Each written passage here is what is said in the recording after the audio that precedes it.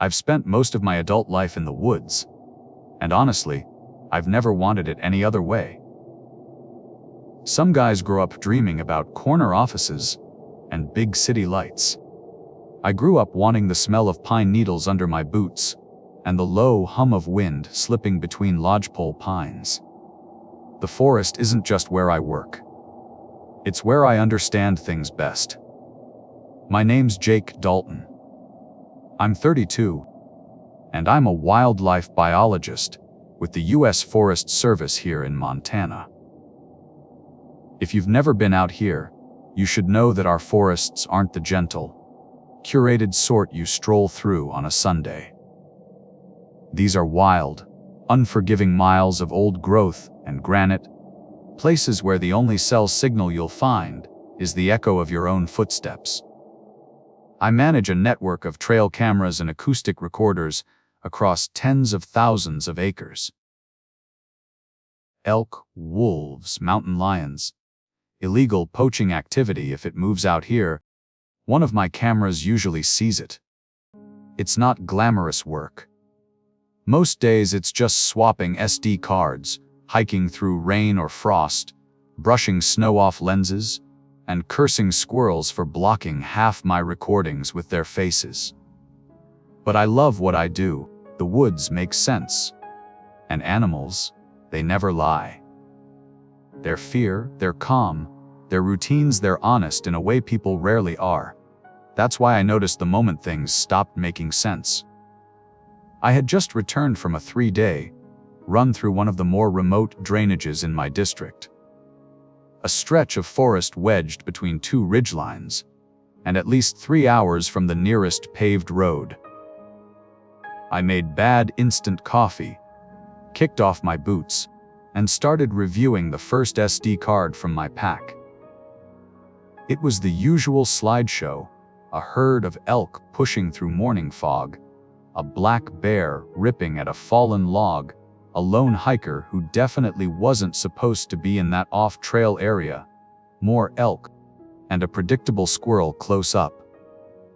Then I clicked on a file labeled VID error 29 MP4. My first thought was simple, corrupted file. It happens all the time after cold nights. Usually the videos won't open at all. But this one did. It began with a cow elk grazing calmly, about 15 feet from the camera. Her posture was relaxed, her ears turning lazily, her jaw working through a mouthful of grass. Nothing unusual. But just 1 second into the clip, her entire body snapped tight. Her head jerked up, every muscle locked. Her eyes went wide, showing white around the edges. She wasn't looking at the camera. She was staring past it over its shoulder, like something was standing there. At the 3rd second, the video froze completely. The frame locked into a perfect still image, the elk braced in pure, primal fear. I waited for the clip to end. It didn't. The timestamp kept moving, and that's when the audio began. First came a thin, wavering note. Not an animal call. Not the wind. It was something layered, a distant siren, a woman humming a single low note, and the uneven crackle of radio static, all woven into one sound that rose and fell like it was breathing. Strange. Wrong. And far too clean to be the usual static you get from a damaged card or dying battery. It lasted 20 full seconds. The image stayed frozen the entire time. That's not how trail cameras malfunction. When the processor fails, you lose everything, audio included. But here, the microphone kept recording as if nothing was wrong. I played the clip again. And again. Every time, that same 3-second freeze, that same 2000-second warbling sound, and that same elk frozen in terror. My mind tried to latch onto the simplest explanation. Glitch. Firmware issue. Cold weather artifact. Maybe interference from a ranger radio tower. All possible. But the elk's reaction didn't fit the theory. Animals don't freeze like that because a microchip hiccups. I flagged the file, added a note in my field log check, camera #14, possible malfunction, and told myself I'd look at the site again next week. I shut the laptop, but the sound it lingered in my mind long after the screen went dark. And as much as I tried to shrug it off, I had the sinking feeling that this was only the beginning. A week later, I headed back into the field for another camera run. Nothing unusual about that. I cover close to 40 cameras stretched across 2 different valleys, and swapping SD cards is as routine as brushing my teeth. The weather was good, crisp enough to keep the insects down. I loaded my pack, checked my maps, and spent most of the day hiking ridge to ridge, pulling cards, replacing batteries, logging GPS coordinates. If you asked me then, I would have told you I felt normal. Not nervous, not paranoid. Just curious. Curious in the way scientists get when something doesn't fit their neat little boxes. That night, I sat on my couch with a plastic container of cold sesame chicken and started reviewing the files. Just me, my laptop, and the steady glow of my desk lamp. Most of it was routine. A group of white-tailed deer drifting through in the middle of the night. A mountain lion at 3:08 a.m., walking with that slow, predatory confidence they have. 2 hikers where no hikers were supposed to be. I made a note to flag the location. And a guy on an illegal dirt bike ripping through habitat he absolutely shouldn't have been in. Same old stuff. Then, I clicked on a file name that made my stomach go tight. VID error 387. MP4. A different camera. 20 miles from the first one. Different valley, different SD card, different everything. My pulse thumped a little harder. The video opened normally. It showed a mule deer buck stepping into frame. Massive body, heavy antlers, the kind of animal hunters brag about for years. He was calm until he wasn't. At the 1.5-second mark, his entire posture shifted. His head whipped toward the right side of the frame. His legs stiffened. His nostrils flared like he'd caught the scent of something ancient and wrong. At 2.7 seconds, the footage froze solid. The image locked onto the deer's face, eyes wide, muscles tight with fear. And then the audio started. The exact same sound from the first incident. The same siren-like rising note. The same low humming undercurrent, like a woman singing through a wall. The same layer of static, faint but rhythmic. The same 20-second length. Perfect. Identical. Down to the second. I sat up straighter. My food went cold beside me. I opened the first clip in a second window. Then I dragged both audio files into my editing software, a habit from years of analyzing wolf howls. The waveforms lined up perfectly. No randomness. No variation. No difference in pitch or timing. A glitch doesn't replicate like someone copying and pasting the same audio file across 2 unrelated cameras in 2 different valleys. I played them again. And again. That deer was reacting to the same thing the elk had seen. Something in the woods that didn't trip a motion sensor, but somehow caused the cameras to freeze. For the first time, a small thread of unease wound itself around the base of my spine. Still, I wasn't ready to dive into fear. Logic is a loud voice for me. It was shouting possibilities, bad audio codec, in this model line. Some weird frequency interference drifting through the mountains. A software bug that only shows up in newer SD cards.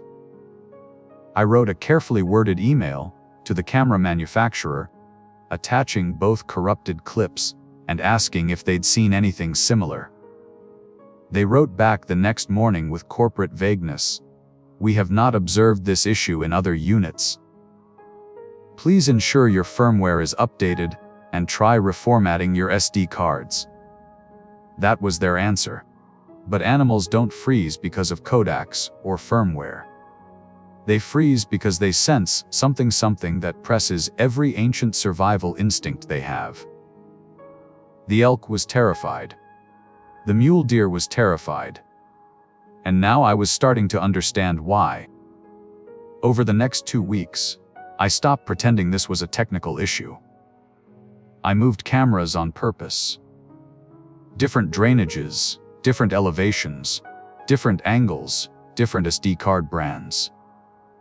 If there was even a 1% chance this was a malfunction, I was going to isolate it. I worked long days, hiking through roadless country, where most people never set foot.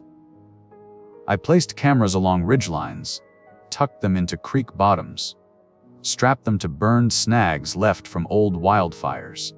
I spread them out in a grid pattern, like I was mapping animal migration, but really, I was trying to map the unknown. And then the clips came in. A bobcat, slinking silently through snowmelt mud. 1 second it was calm. The next it was snapping its head towards something off-frame, every hair on its body standing straight up. Freeze frame at 2.3 seconds. A lone wolf, a big male, I recognized from his track pattern trotting past a camera at 2:12 a.m. Mid-stride, it halted so fast. Its paws scraped the dirt. It looked over its shoulder with the kind of fear wolves do not show. Freeze frame at 3.1 seconds. A snowshoe hare, barely a pound of nervous muscle. It lifted its ears. Its pupils blew wide. And then the frame froze with its body, twisted mid-leap. Trying to flee something it couldn't possibly outrun. 3 more VAD error files. 3 more animals reacting like death itself had stepped into the clearing. And in every single clip, the same 20 seconds of sound.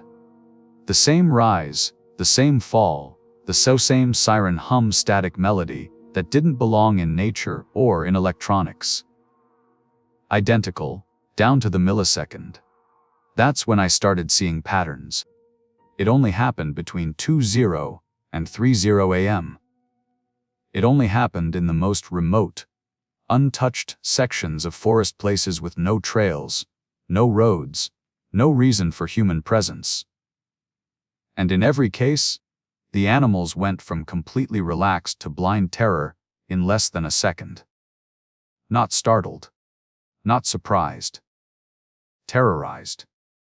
I started forming a theory, not something I'd say out loud at a staff meeting, but one that fit the facts better than glitch. Trail cameras have 2 main components, a video sensor that tries to interpret light and motion at high speed, and a microphone so simple it could survive the apocalypse. If something moved in front of the lens too fast, too bright, too wrong, the camera's processor might crash, lock up the frame, just freeze on the last image it could comprehend. But the microphone, it would keep recording. It would record anything. It doesn't care if the sound comes from a bird, a person, or something no human language has a word for. So what I had wasn't glitched audio. It was a clean recording of a real sound. A sound that made apex predators react like prey. I loaded all 5 audio clips into a spectrogram, a visual map of frequencies. That's when my stomach dropped. Hidden under the static, under the humming, under that siren-like wail was a pulse. A steady, rhythmic beat at perfect intervals. Not random. Not environmental, almost like a heartbeat. Or Morse code. Or something trying to communicate in a way we weren't built to understand. Whatever it was, the pattern was too precise for noise. Too deliberate. Too alive. By midnight I was sitting at my desk, every light in my cabin on, listening to the spectrogram pulse over and over. My rational mind, the scientist in me, was screaming that I should stop, that every instinct in an animal's DNA was telling me this was danger. But curiosity Curiosity had its claws in me now. This wasn't a glitch. This wasn't a malfunction. It was an event. And something out there, something the cameras couldn't see, but the animals could, was causing it. A part of me, the part that grew up respecting the woods and knowing its dangers, whispered one clear warning: back off. But the rest of me whispered something else: find it. Once I saw the pulse buried in the spectrogram, that steady, impossible rhythm threading through every corrupted clip, something in me snapped from scientific detachment into full-on obsession. I couldn't shrug it off anymore. I couldn't blame Kodaks or firmware. And I sure as hell couldn't pretend the animals were reacting to nothing. If the cameras were failing because something was in front of them, then I needed to force that something into a place where I could box it in. So I chose a location not random, but calculated straight from the pattern I'd noticed in the map of glitch sites. When I plotted all 5 points across topography, their approximate center fell near a place I knew well, a high mountain meadow deep in the national forest, a natural bowl surrounded by lodgepole pines and granite ridges. A quiet place, too quiet, far from roads and human noise. It wasn't just central. It felt right in the worst possible way. I decided I was going to trap the event itself. Not with bait, not with scent. With eyes and ears. I loaded up 6 devices, 4 of my standard trail cameras, the exact model that kept glitching. 1 standalone audio recorder, the kind we use for owl surveys. 1 cheap handheld camcorder from Walmart, intentionally low tech, in case the high-end cameras were failing from sensory overload. This wasn't wildlife monitoring anymore. It was triangulation. I reached the meadow at noon, and the place hit me with déjà vu. That faint tension I couldn't name. That same tension the animals must have felt seconds before every freeze frame. Still, I set up my trap. The trail cams went exactly where they needed to be: north, south, east, west, all aimed toward the center of the clearing like they were guarding a ritual circle. The audio recorder went inside a hollow log near the creek, shielded, hidden, but close enough to catch anything the others couldn't.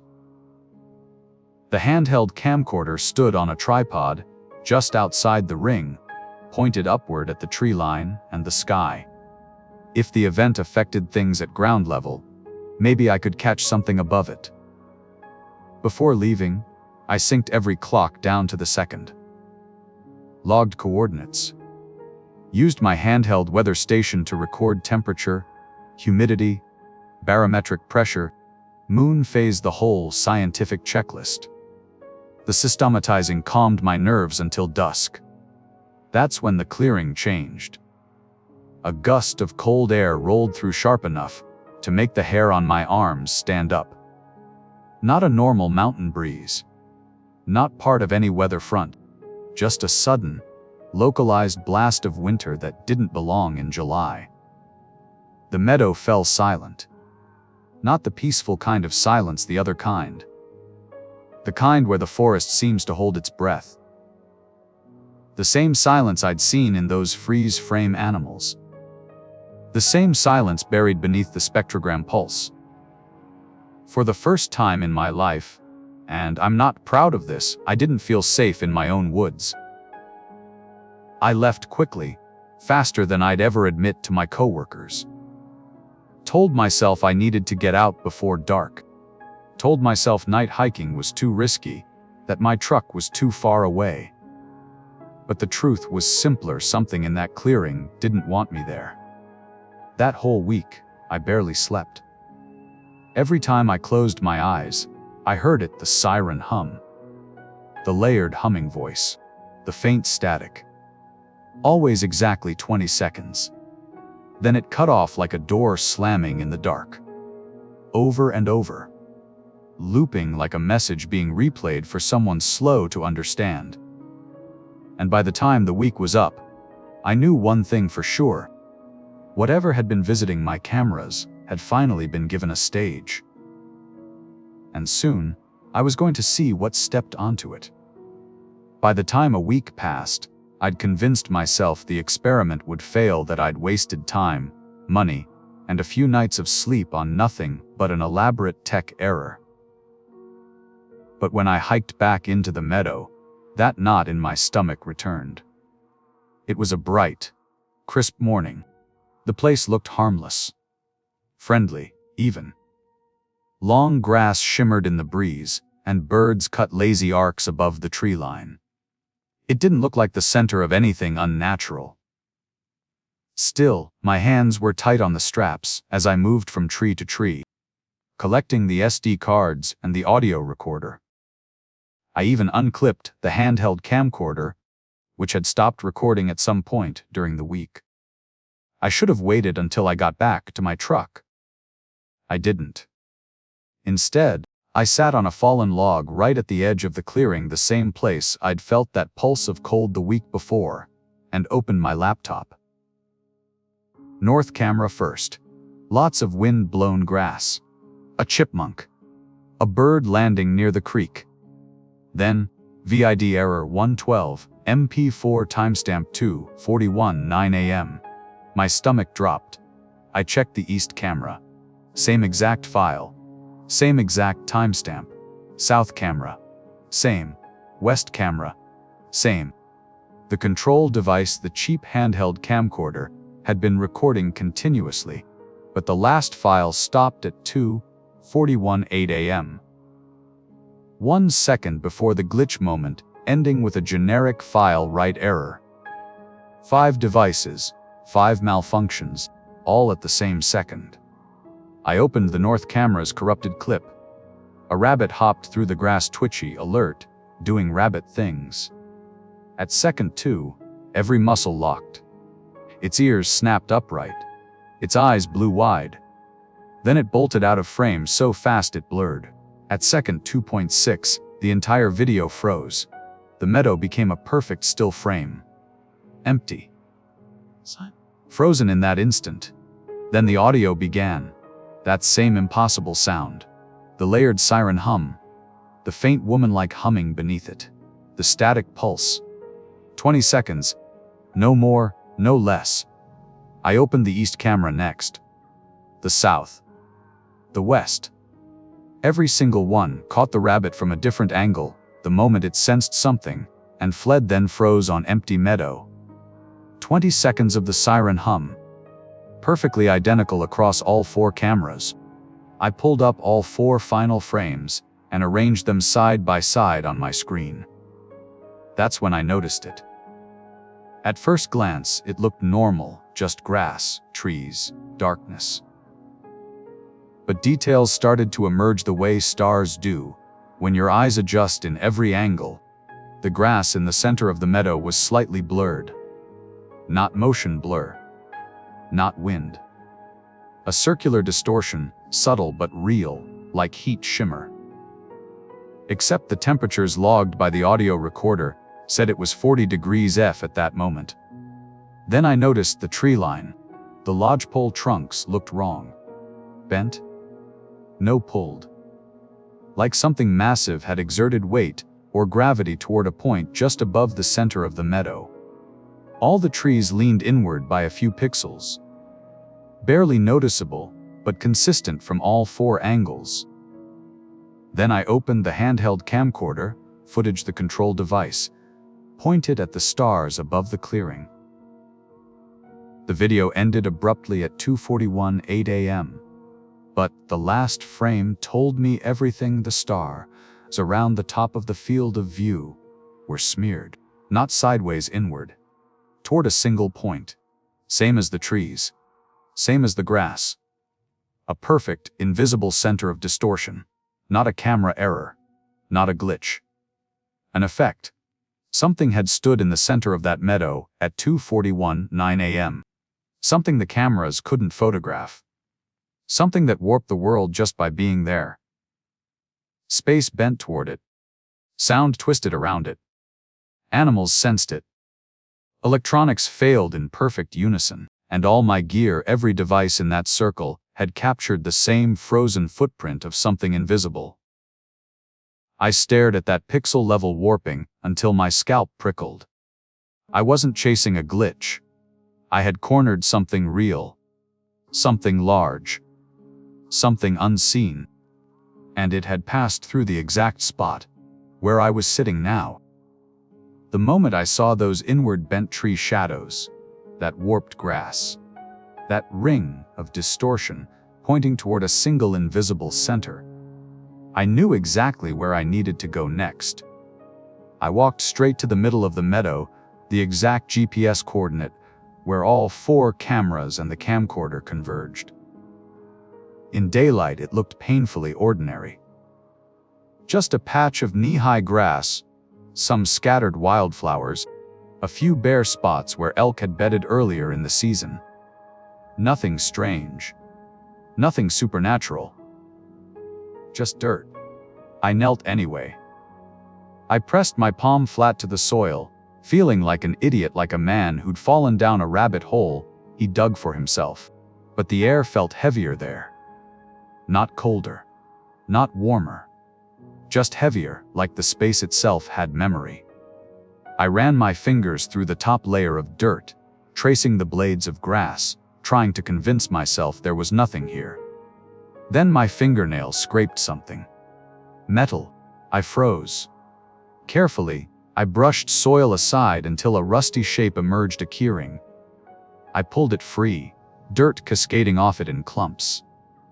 There were 3 items on the ring: a truck key, worn but not ancient; a cheap plastic supermarket loyalty tag, sun faded but readable; a bent metal medical ID tag, corroded at the edges.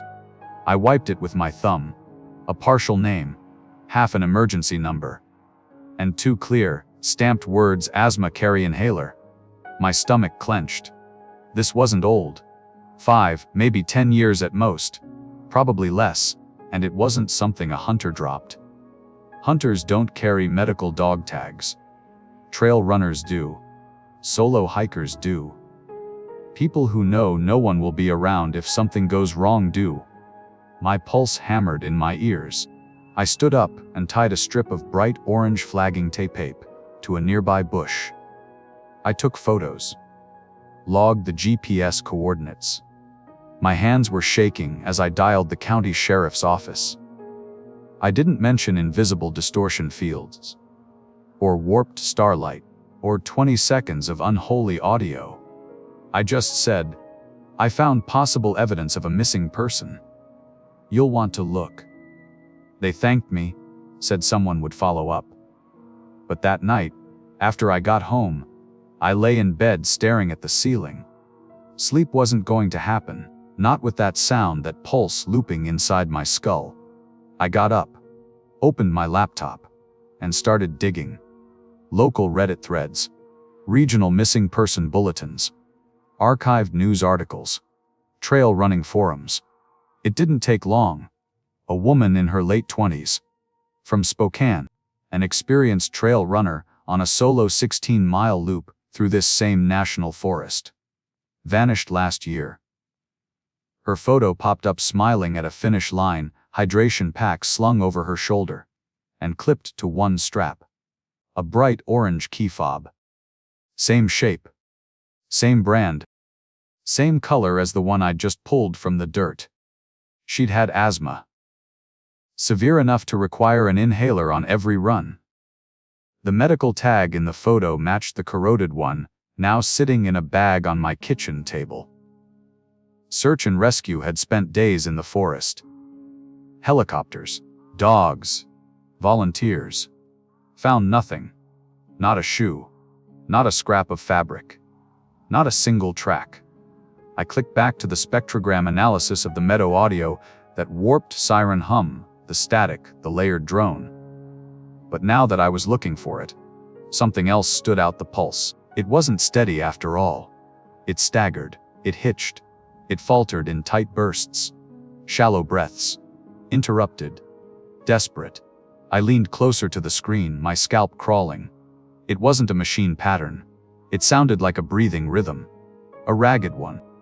The kind someone might make in the last minutes of an asthma attack, miles from help, lungs closing, breath falling apart in broken static gasps.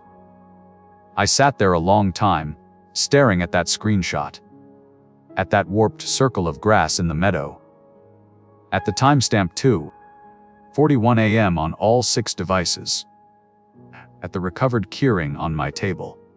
And the thought I'd been avoiding finally surfaced with terrifying clarity. Whatever is appearing in that meadow, whatever bends shadows, freezes animals, and sings through broken audio lines, it might not be some random entity at all. It might be her. Or what's left of her. Or something shaped by the way she died alone, terrified, suffocating in the dark. Something still trying to breathe. I told myself I wasn't going back. After finding the keyring, after matching the medical tag to a real missing runner, after realizing the pulse in the audio wasn't technical noise, but the ragged breath of someone dying, that should have been enough. But obsession has a gravity to it, and something in that meadow had shifted from unknown anomaly to unfinished story. Her story. Or whatever was left of it. So, against every instinct I'd built after a lifetime in the woods, I went back. Just one more time, I told myself. Just to see the clearing at night. Just to feel what my cameras had felt.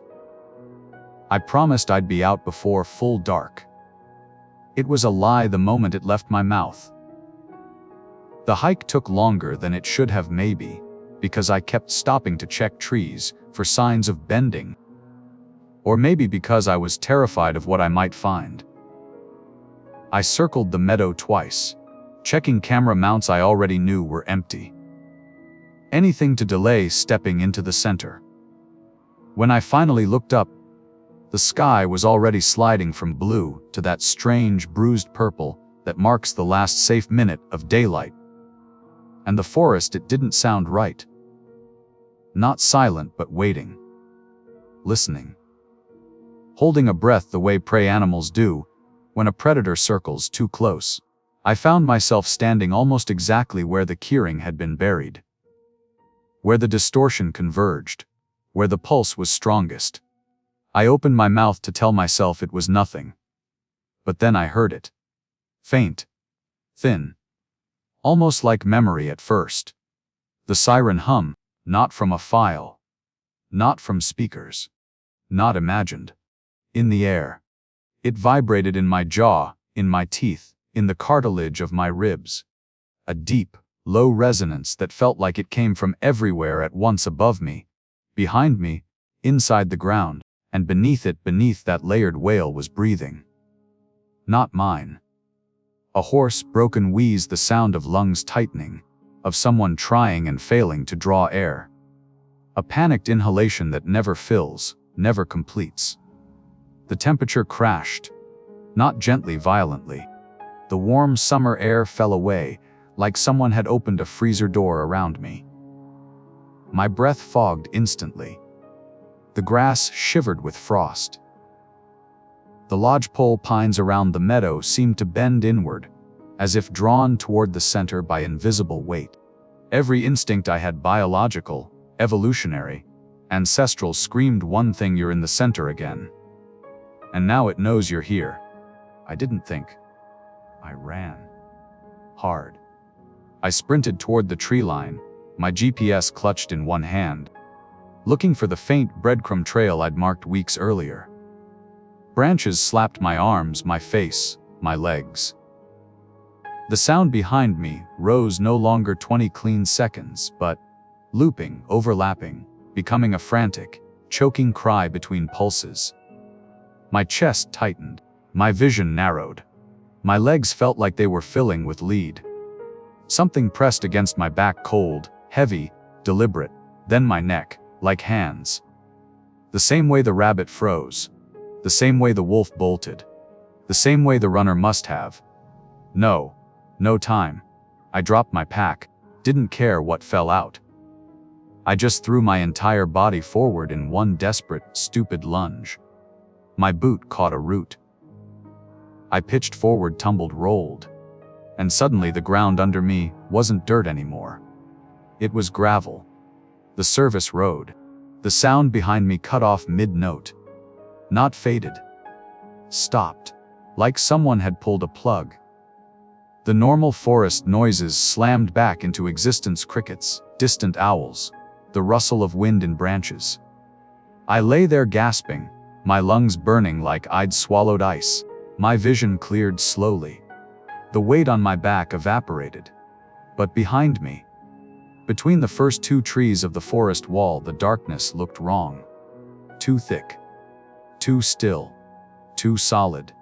As if something stood just inside, that invisible boundary, not able to cross, not willing to leave. Watching. Breathing. Waiting for me to step back inside the trees. I didn't. I didn't even look away long enough to blink. For the first time, I understood why the cameras froze. Why the animals panicked. Why the runner never made it out. The thing in the meadow wasn't wandering. It had a territory. And I had barely escaped crossing deeper into it. I didn't tell the sheriff everything. I told him about the cameras. I told him about hiking late. I told him about getting spooked by a cougar, maybe. I told him about finding the keyring and flagging the spot. I did not say anything about the 20-second siren hum, or the way the trees bent inward, or the cold hands on my spine, or what chased me through the forest. Some truths aren't built for reports. A week later, the sheriff called me back. His voice was steady, official. But underneath, I heard the weight of what he was about to say. "We found her, Jake." They'd located a shallow grave less than 15 yards from where I'd been standing the night the thing chased me. Close enough that the soil still looked disturbed under fresh moss. DNA confirmed it, the missing trail runner from Spokane. Cause of death: likely severe asthma attack. Disoriented, collapsed, unable to breathe. A tragedy, they said. A lonely, awful, natural death. The family was notified. Local news ran a soft focus piece. Family finally gets closure after year-long mystery. Closure. I wanted to believe that word. But I'd heard her breathe. I'd heard her dying pulse buried underneath static. I still had the original audio files on my laptop.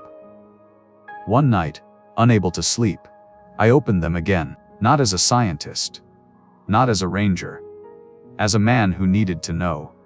I measured the pulse in the spectrogram, the pattern I once thought was random. It wasn't.